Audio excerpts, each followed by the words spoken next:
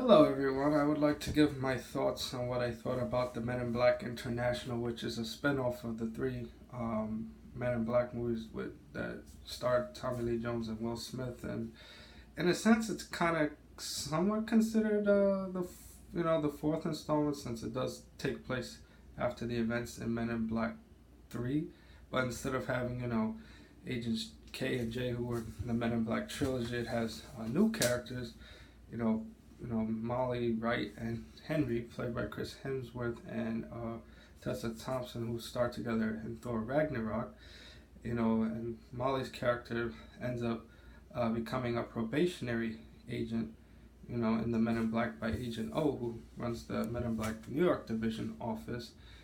And, she's sent to the London division, which is when she meets her fellow partner, Henry. And of course, Liam Neeson plays High T, the one in charge of the London Men in Black divisions. So, in terms of what I thought about the Men in Black International, it had potential to be a very good movie because I guess this one film wanted to replicate the chemistry that Chris Hemsworth and Tessa Thompson starred when they start together in Thor Ragnarok, which translates well between the two of them. But it feels like, unlike, say, the case of the Men in Black trilogy with Tommy Lee Jones and Will Smith, it kind of felt like the story itself was kind of a bit lacking. The action was kind of, like, I would say, underwhelming. And to me, I think a much better Men in Black International story could have been like, Agents K and J were like, say how they're on a vacation, or they,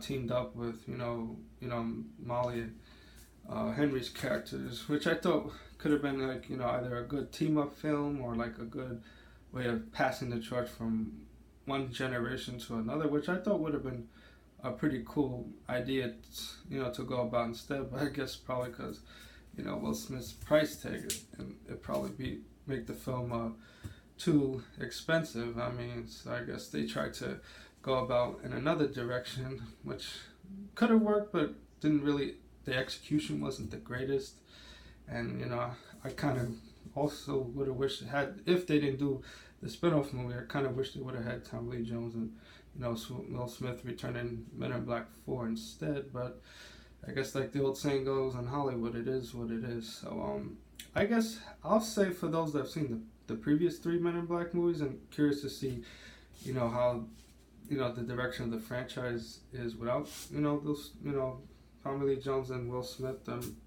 People will probably see it out of curiosity, but even though I felt, in my personal opinion, the Men in Black story kind of ended just fine with Men in Black 3, but it is what it is. So that's that. Okay, everyone, thanks again for watching.